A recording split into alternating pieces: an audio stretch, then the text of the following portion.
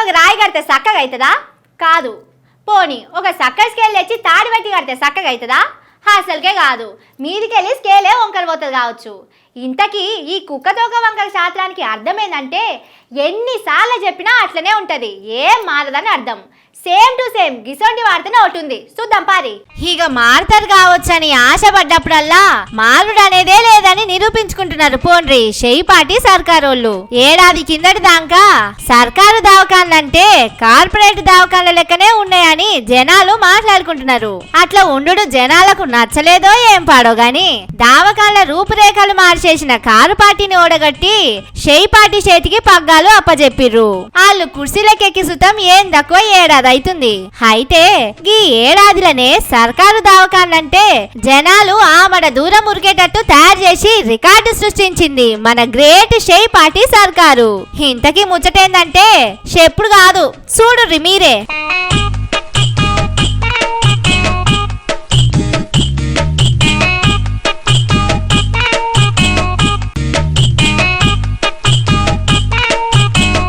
ఇది హన్మకొండలో ఉన్న సర్కారు కాన్పుల దవాఖానా. కాన్పు అయినోళ్ళు, కాన్పు కోసం వచ్చినోళ్ళు, అప్పుడే పుట్టిన చిన్న చిన్న పిల్లలు ఉండే దవాఖానా. కానీ చూడుర్రి ఎంత దొడ్డు ఎలకలు తిరుగుతున్నాయో, వాటిని చూస్తేనే భయం అవుతున్నది.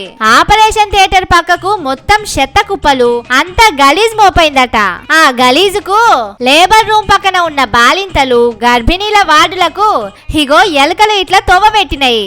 2 చినుకుల వాన పడితే చాలు డ్రైనేజీలో ఉండే ఎలకలన్నీ ఎవరో వెల్కమ్ బ్యానర్ పెట్టి పిలిచినట్టు చక్కగా లేబర్ రూమ్ లకే తోవ్వబడుతున్నాయి. అప్పుడే డెలివరీ అయ్యి బుడబుడ్డ పిల్లలను పక్కనే వేసుకొని పండుకునే పిల్ల తల్లులు ఎలుకలను చూసి మస్తు భయపడుతున్నారు. ఇప్పటికే రాష్ట్రంలో సర్కారు దవాఖాన్లల్లా ఎలుకలు కొరికి పిల్లలు చచ్చిపోవడు, పానం మీదకి వచ్చిన కేసులు మస్తుగా వచ్చినాయి. అసలు డాక్టర్లు పెద్ద ఆఫీసర్ల పట్టింపు లేకపోవడంతోనే దవాఖానా గిట్ల ఎలుకల బొందు లెక్క మారిందని పేషెంట్ల బంధువులు చెప్తున్నారు. పుసుక్కున అంత దొడ్డు ఉన్న ఎలుకలు మా పిల్లలను కొరికితే ఎవలది జిమ్మెదారి అని అడుగుతున్నారు. ఓ దామోదరం సారు, ఇగో నీ జనాలు వైద్యం కోసం వచ్చే దవాఖాన్లు గిట్లుంటే మీరేం చేస్తున్నారు? అధికారులకు ఫిర్యాదైతే ఇనిసుతం ఇననట్టు చేస్తున్నారు. ఏం చేయాలి మేము? నీ జనాల మీద నీకున్న ప్రేమ నిజమే అయితే ఈ దవాఖాన్లలో సమస్యలు లేకుండా చేయరాదుర్రి అని అడుగుతున్నారు జనాలు.